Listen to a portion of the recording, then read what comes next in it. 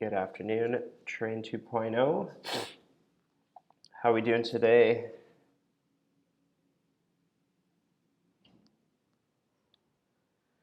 I'll wait for some people to come online before I start chatting a bit, so I'm just going to hang out here and text.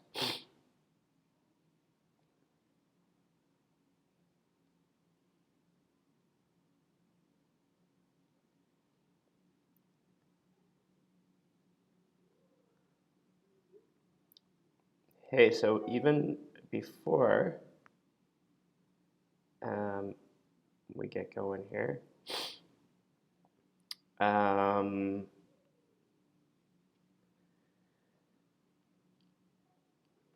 going live. Holy.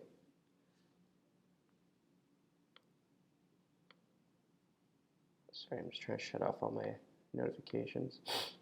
I'm going live later this evening with the members. Okay, with my Train 2.0 members. I'm texting and talking.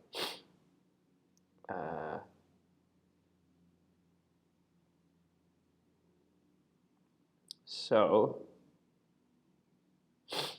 here are the things I'm covering.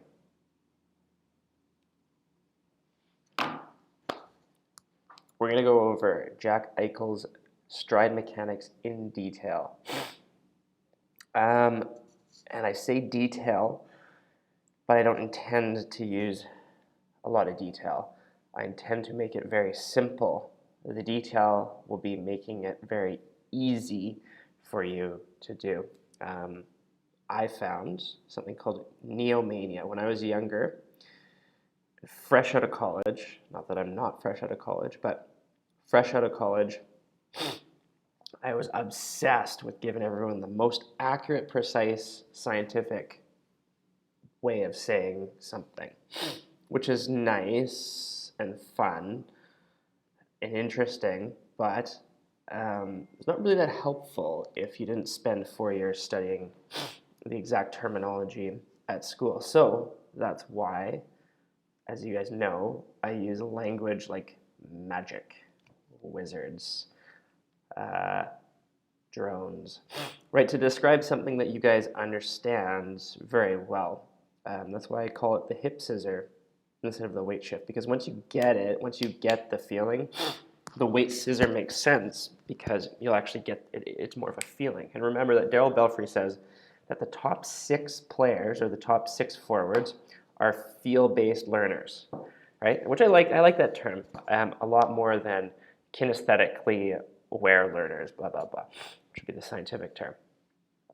So they're feel-based learners, meaning they take their feedback from how things feel. That said, how things feel is different sometimes from how they look. And so for all the members and Train 2.0 followers who have been effectively implementing pushing with your heel, especially on crossovers, instead of pushing with your toe, you guys can tell how the feeling of pushing with your heel is different than pushing with your toe, right? There's a different feeling. Even though it looks like McDavid's pushing with his toe, he is definitely pushing with his heel, and that's a feeling. So it's easy for kind of half interested goofballs to come across my video. This guy obviously pushes with his toes, not his heels. And it's easy because you could agree with them. You could say, yeah, you're right. It looks like he's pushing with his toe. But to any, I'm really sorry about this nose thing. I don't really know what's going on. But to anyone who's felt it, they understand the difference in the feeling of pushing with your heels versus pushing with your toes. Same thing for the hip scissor. So I came across a very good video. It was a very good video discussing perfect mechanics. And he used a ton of terminology. And I'll mention it, the video, because I comment on it. I'll try and find it. It's Casey.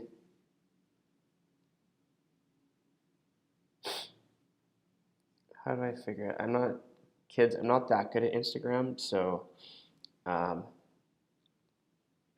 still trying to figure it out. how do I go see my like activity? There's a way of doing this. If any millennials out there can tell me how do I go about checking my activity, just let me know. What do I press? What buttons do I tap? Help me out.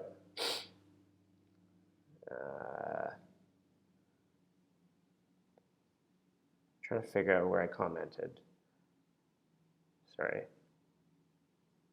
I'm a millennial too, Aaron. No, Aaron, 1994 and younger.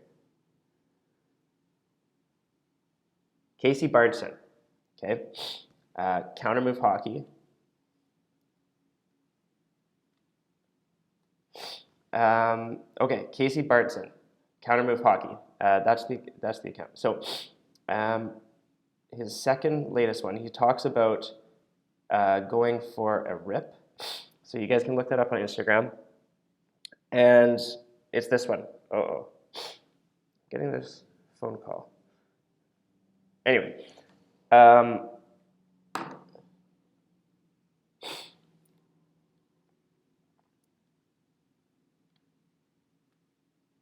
anyway, thank you guys for your help, millennials. Maybe I'm cresting the millennial thing. Anyway, what was I going to say? So he wrote a very detailed breakdown, but there's a lot of terms which I personally didn't even, like I understood them. I was interested in how he put them together. Very, very good video, very detailed. If you have the time and patience and the, oh, that's gross, eh? And the understanding, it's a very good video.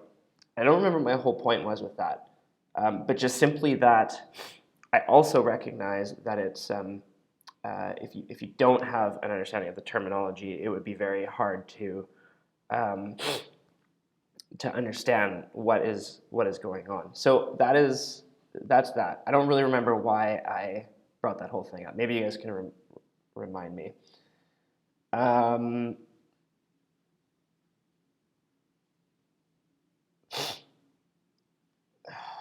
Okay, I'm getting called out here. People telling me that I'm not a millennial, or I am a millennial. Maybe I'm a millennial. I don't know. News reports, news sources. Who knows? Okay, now Maxi Skaters saying, I feel like I get the most out of a crossover when I push from the heel the whole time and I flick with the toe at the end. Yes, that could be very much something that, like that's the thing, is it's actually more of a timing thing, but that first impulse is with the heel, if that makes sense. So if you're feeling the heel pushing into the ice and then the toe goes, that's great. What a lot of people do is that a lot of people are pushing with their toes and they end up kicking, blah, blah, blah. Okay. Yeah, so that was that. I think my whole point with that was I try to break things down to make them simple. Anyway, the reason you guys are here is because of the title on how to develop hockey sense with NHL 17. Well, let's go into a world of advanced technology where virtual reality is a thing and you're able to actually practice hockey through virtual reality with the perfect coach. Well, let's say we're not that far off. Let's say there's a pretty good video game that replicates hockey fairly well, and you could practice game scenarios with that game. We have something called NHL 17, made by our good friends at EA Sports. I'm just down the street from them, more or less. Okay, 1 second.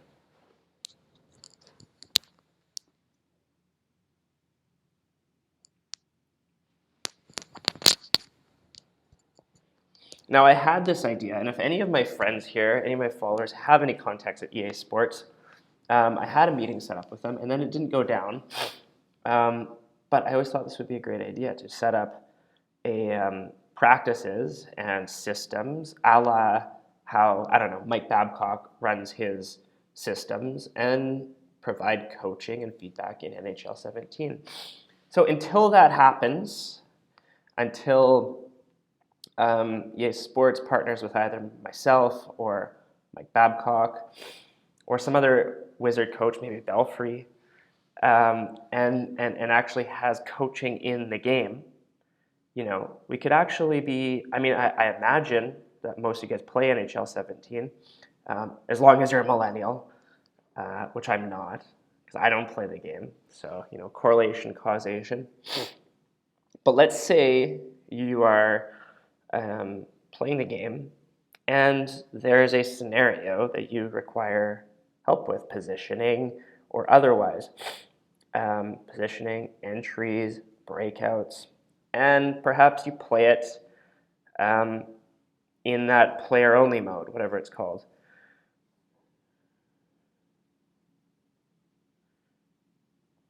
Yeah, it's I don't know what the best way of doing it is. And here's how I came about with this, is because there's a program called IntelliGym.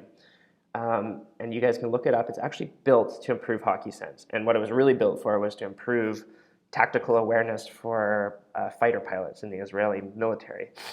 And they adapted it to hockey and basketball. And in USA, if you're from the US, you'll probably have come across this because USA Hockey's adopted it and uses it. Canada Hockey, apparently not interested. It's neither here nor there. Anyway, it's a great game. It's like scientifically designed to stimulate your brain in a way to develop hockey sense. Great job, phenomenal. I used it, it was great, my hockey sense improved. The only problem was it was boring as piss. And I've heard this from a lot of people because people are not addicted to play this game, right? They're not addicted to play this IntelliGym, right? After a while, the drive runs out to continue playing the game. That doesn't seem to adapt its graphics much, or blah, blah, blah. So could you play NHL 17 to get better hockey sense? Of course you could. It would just need to be game-like, right? If you're just trying to go around and glitch move everyone, which is what Wizards do naturally, FYI.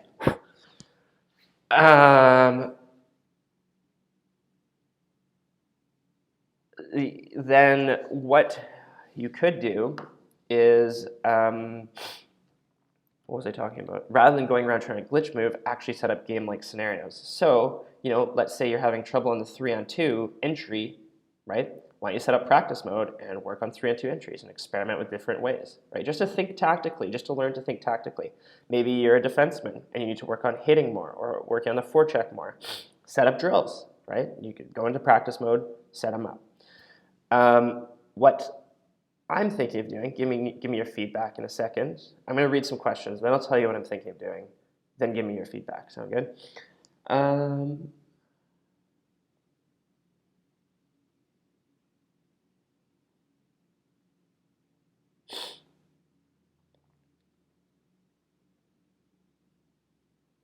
Okay, a couple questions here.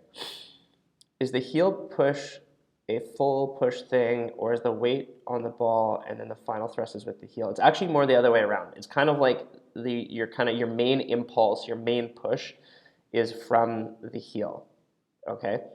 And then you time it, and then it's kind of that. So Dan / Silky Mittens, re-listen to in the members area the sound of ice pressure, right? The wah of ice pressure, and that will kind of give you an idea because it's just the timing of ice pressure. So heel toe, it's that rhythm wah. Well, you can hear it, right? It's that wah when the blade cuts in. So it's heel toe wah like that.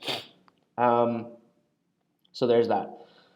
I always tell my kid, the other Dan, whose name is a dirty kid on YouTube here, is I always tell my son to play from the ice view in NHL 16 instead of the top view, and he won't do it. I think he'd learn lots more. I agree. I think it'd be cool to experiment with different views. It'd be interesting to see what's happening from an fMRI perspective, in a kid's head, and what areas of the brain are being active or not active. with in the different views, right? And how is that similar to a game? Of course, fMRI technology can't see what's happening in a game, but I imagine it's similar to visualizing what's happening, right? Okay, Lucas Inaz asking, as a parent of a young player, 2009 born, do I recommend anyone in the Lower Mainland that will teach these proper techniques of skating? Unfortunately, there's the person I know who's very good at this is in Victoria on the island. There's one person there, and there's a second person here in the Lower Mainland, which is myself. I'm quite busy right now. I can't take on any more players. Right now, I wish I could. But the best bet is to start with the membership, because that's where I go over the on and off ice drills to learn it. You can do that right away. You can get started right away. The most important things to teach your 2009 is the sound of ice pressure and cutting with those heels, which is in the membership area. So learning that sound is going to be critical. And then if you'd like to, I'll be able to take more people into the spring, but right now I'm jam-packed, like later into the spring. So just send me a text or email, and we can see if we can set something up.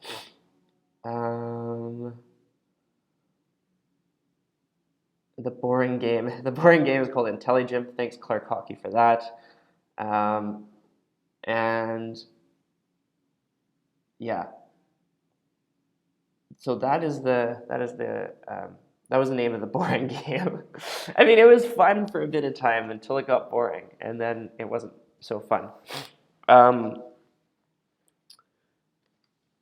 So yes, that is, I'm answering the questions. Now I'm telling you my idea, then I'll tell you, then you guys give me feedback.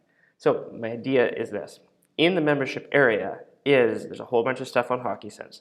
There's a whole bunch of stuff on positioning. There's a whole bunch of stuff on magic mechanics, hockey hypnosis, the magic formulas, which are going to lead you to complete hockey dominance.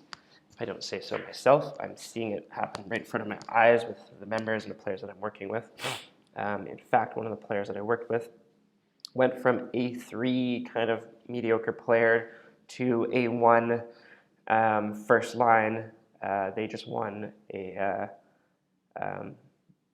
big tournament. Another player I was working with went from A4 to A1. This is in one season, so it's working. It's working. It's doing its magic, so to speak. And there's not really a mystery to me as to why they're doing the right things. So what I'd like to do is because I'm always talking about hockey sense, and people always ask that, how do I do that?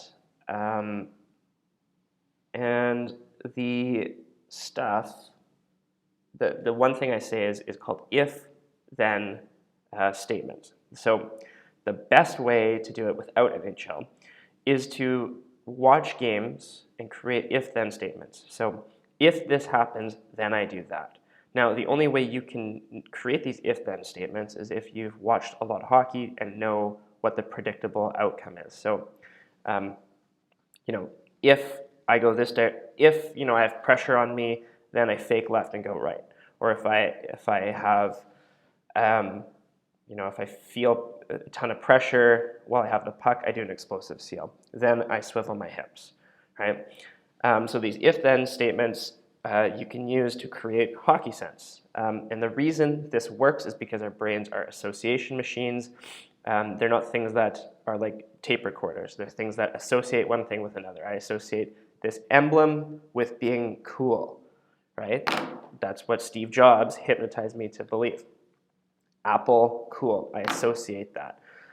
So if I associate enough things in my brain, master wizards have just associated more things in their brain. They've associated the right things with the right actions, right? So they know when I see this guy leaning left, I go right. right? When I see this guy's toes point this way, I go the other way. They associate that. So just simply create these if-then statements in your head for hockey sense. If, then.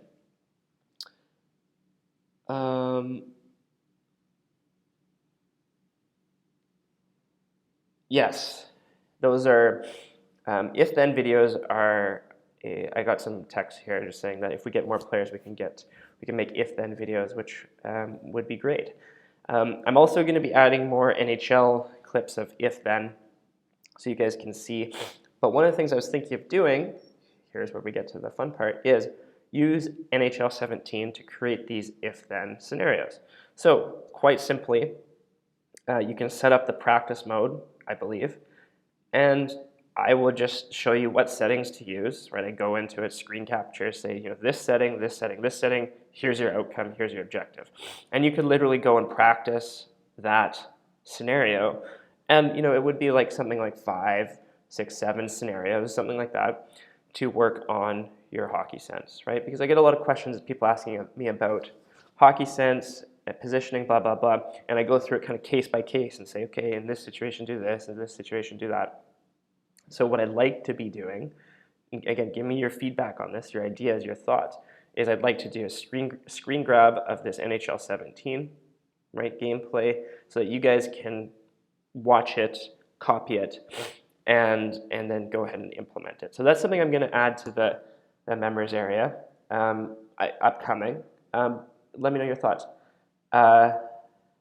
Nick is asking if I'll be adding new stuff to the members area. There's always new stuff being added to the members area. But here's the thing. I don't want you guys to think about new stuff. Okay? I know I'm out here explaining new stuff. The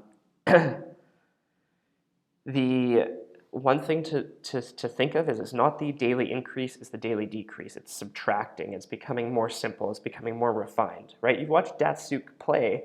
He's not doing wild movements, right? It's like a few simple movements. If you look at Aito Iguchi, the Japanese prodigy, and you look at Datsuk, right? Their movements aren't very different. Surprise, right? They're very simple. They're very compact, but they're kind of like the glitch moves that exploit other players, their programming, right? They're the glitch moves, right? They know these glitch moves to just tangle players up. So, what was I saying with that? So it's not about adding more things. It's about becoming more simple. So, Nick, don't go into the membership area looking for new stuff. There is new stuff, okay? So just so you know. And it's right to ask for new stuff. But you want to think of going from here to here, simplifying, getting more narrow, more higher quality, simpler. So that's, if you guys are members, expect the membership area to get higher quality, not newer stuff, right? As I get better, I'm going to pass on, as I learn more about the Wizards, as I learn how to teach it faster, okay? I'm going to pass that on to you through quality, simplicity, honing in, not more stuff, okay? More stuff is for people who want the latest stick handling drill. That's, I presume, not you. You guys want to be effective, the best, right? Use the glitch moves. Become the hockey wizard. That's what you guys want to do. I presume. I don't know. I'm going to check out here.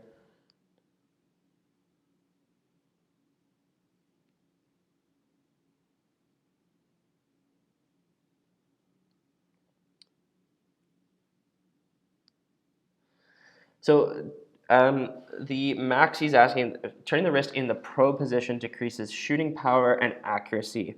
In the normal position, it feels better. Will I get more comfortable over time, or am I doing it wrong? That's a good question.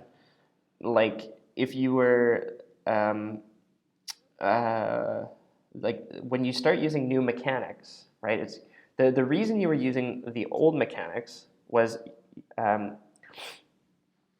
is fine. You can use the old mechanics. It's just going to take away. So what Maxi's talking about here is the wrist position feeling like he has less power and control and feeling awkward.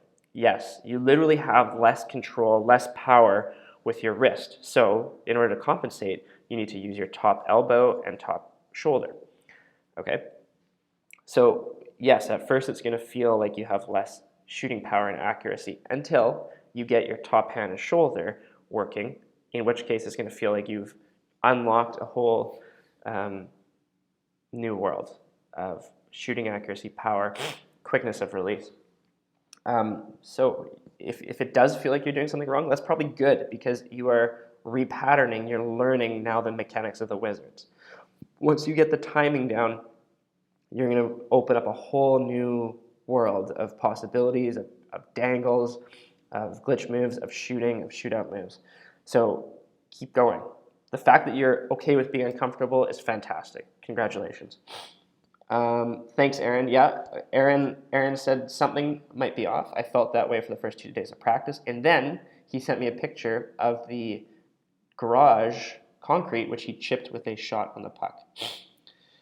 So that's awesome. Trevor says the only problem that he sees with the NHL 17 thing is that computer players don't think like humans. For example, if doing a 3-on-2, the computer players on your team won't get into open space like a human would. You know what? I agree with you because humans or computers don't think like humans, and so you probably have more experience with the game than I do. I honestly didn't play it very much.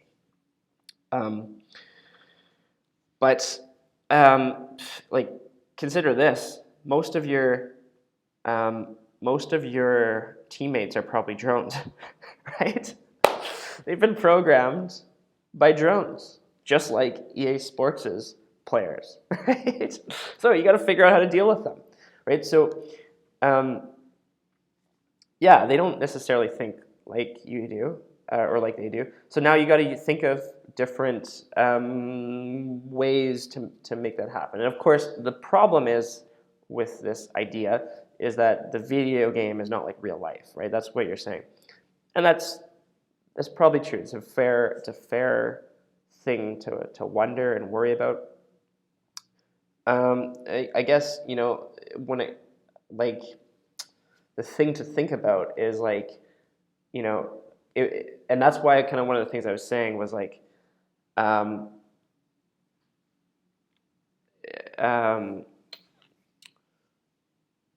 was I gonna say?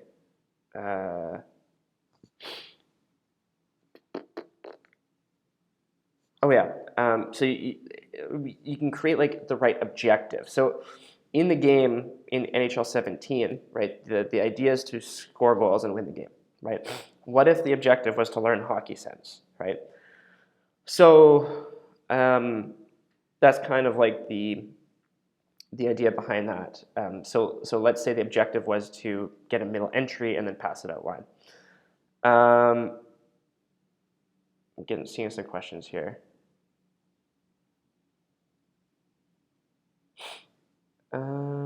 Anyway, question from Clark Hockey is a membership worth $50 per month? I think it's worth much more than that. Maxi Skater says definitely. DMT Productions Myers says yes and then no, so I'm not sure.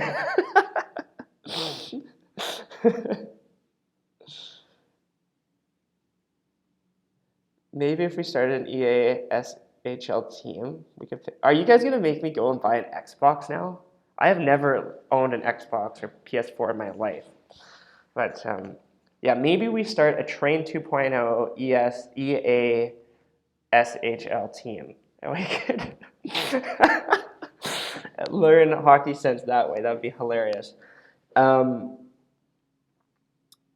So let's just talk about the $50 per month. I see it as worth much more than that. And here's why. Because you're saving thousands of dollars on wasted coaching and wasted time. Thousands, I promise you, right? You can literally, I don't know how much your time is worth, but I thought my time was, let's say I was 14. I got paid $10 an hour, right? $14 an hour. I practiced stick handling so friggin' much. I was in my driveway. I was in my garage when it was raining. I bought balls, steel balls. I bought some small Swedish balls. And my hands got better. Yes, they did. But it was one change when I went and talked to the best guys on my team.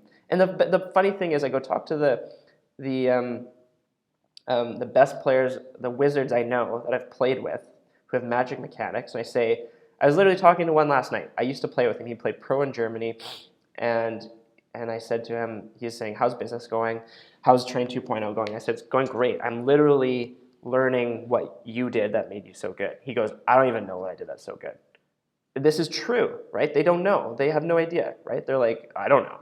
I said, well, like, I'm trying to figure out why your shot was so deadly. He's like, I have no idea why it's so deadly. Right? This is why the Wizards, have a hard time teaching it to you. So an NHL player who becomes a coach, they don't know why they're so good, right? So that's why this is a little special here, because we're trying to break it down so you can learn it. So my whole point with that was it all changed for me when I learned how to stick handle properly with the right grip, right? So, with the grip, everything changed. I didn't need to buy the steel stick handling balls, the Swedish stick handling balls, the special sweet hands thing, spend these hours in the gym or garage or wherever. That time would have all been saved if all I did was learn my grip, right? So that right there is worth hundreds, if not thousands of hours of practice adjusting your grip. That's it. And so that's one example of what's in there. So I don't know how much your time is worth to you. I hope it's worth more than 2 cents an hour. But that right there makes a huge difference in the amount of time you're going to spend achieving mastery in stick handling, right? Shooting, skating, same thing. It's all in there, right? So that's why I think it's worth well over $47 a month. Canadian, so I don't know where you're from. But anyway, that's my thing. Yes, you can also test it for 7 days for free. I'm getting a PS4. Drone teammates is one of the biggest problems of developing hockey, since you can be an MVP receiver, but that's useless if the QB does not, or the QB runs the ball all the time. Yes, exactly, Elder. So yeah, I mean, you have drone teammates, get used to it, practice with those drone teammates on EA Sports, on NHL 17. So getting some more comments here. Choose a path.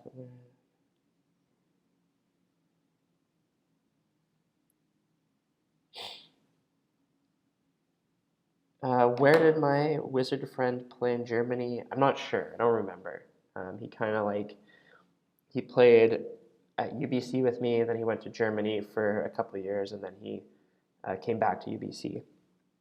And I don't actually know. I only played with him when he came back the second time, so I don't actually know where he was at. But like I said, he was a wizard. He was asking me how things are going. I said, I'm just trying to learn what you did, or what you do, what your mechanics are. Because he had a deadly, deadly shot, and he didn't know why. Didn't know why. So if you think you can go to some NHL guy and say, teach me your secrets, they'll say, okay, start like this. And you're like, okay, I don't stick handle like you yet. And if they have, and that's why someone else actually commented this the other day.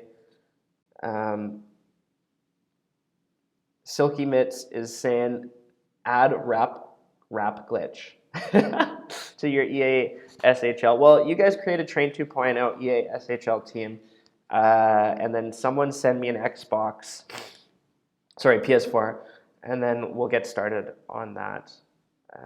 We'll do some drills through EA Sports. I mean, ostensibly in a few years, video games will be all VR, and I will be able to coach all of you guys. And who online is creating the kind of dictionary, the almanac, if you will, on how to go from A to Z to become a wizard?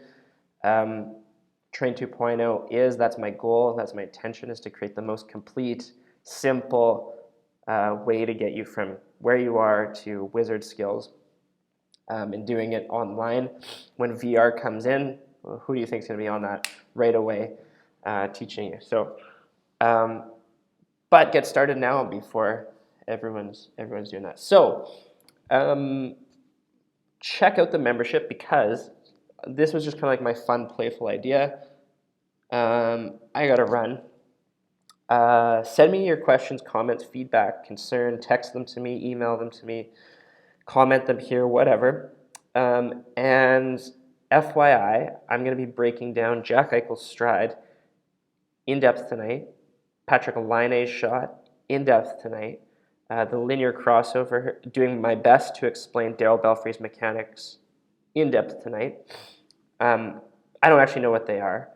I'm gonna take a run at them though, because people are very confused between the linear crossover and turning crossovers. So I'm gonna do my best to explain my understanding of it. And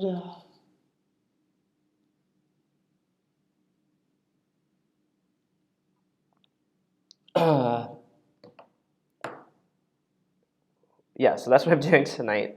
Now, it's for members only. It's a members webinar. What I suggest is that you check it out free for 7 days, okay? Check it out. See if the members area is to your liking. If the members webinar tonight is valuable for you, which I'm sure you'll find. Like I said, it will save you thousands of dollars and hours practicing inane, non-useful skills, drone skills.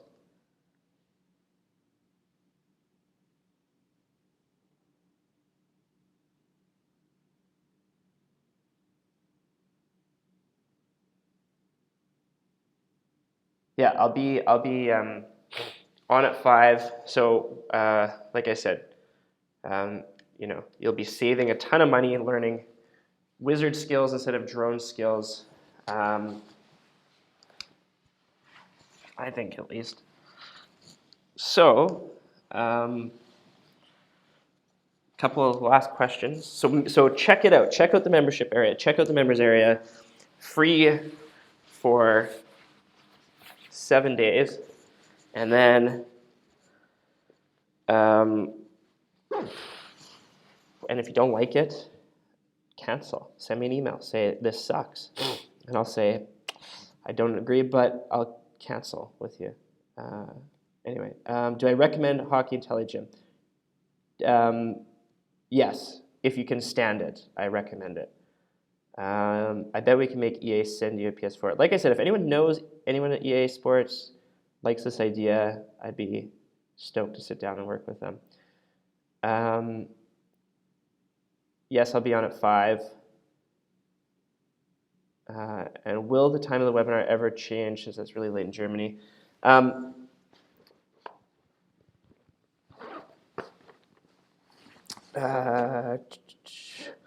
Yes, Maxi, I'm thinking of adding another webinar, like an earlier one. So kind of doing like 2 a day on Tuesday kind of thing. Now, I need a little bit more support in order to do that. Like I'm going to have other coaches helping me because right now I'm just doing this all myself. So as more members come in and I'm able to get more help, I'll be able to start doing more webinars. What I'd like to actually be doing is having kind of like several in a week. And Dora Hockey says, my coach has given me a role that I have to play simple power forward, tackle a lot, and be straightforward in my actions. I don't get on the ice at all. So what's your opinion to this? Does it limit me? I literally just had this talk with a player yesterday, a new member. And I literally just explained how to hypnotize a coach to be on your side, give you exactly what you want. And that information is in the membership area. I have to run because I'm meeting with a friend. So what I'd love for you to do, Andorra Hockey 10, is send me an email if you're afraid to try it out right now. But I promise you 7 days for free. You can cancel anytime. And get in there, get started, because I talk about that exact problem. And send me a text, send me an email. And what happens when you're a member, you can schedule a call with me, and so I can help walk you around and help you with your issue, so with your challenge. So I will look forward to that. Guys, thanks for watching. Like I said, I got to run here. See you guys at 5 p.m. Pacific. And make sure you guys sign up quick. Check it out, membership, train2.0.com/membership. See you then. See you tonight.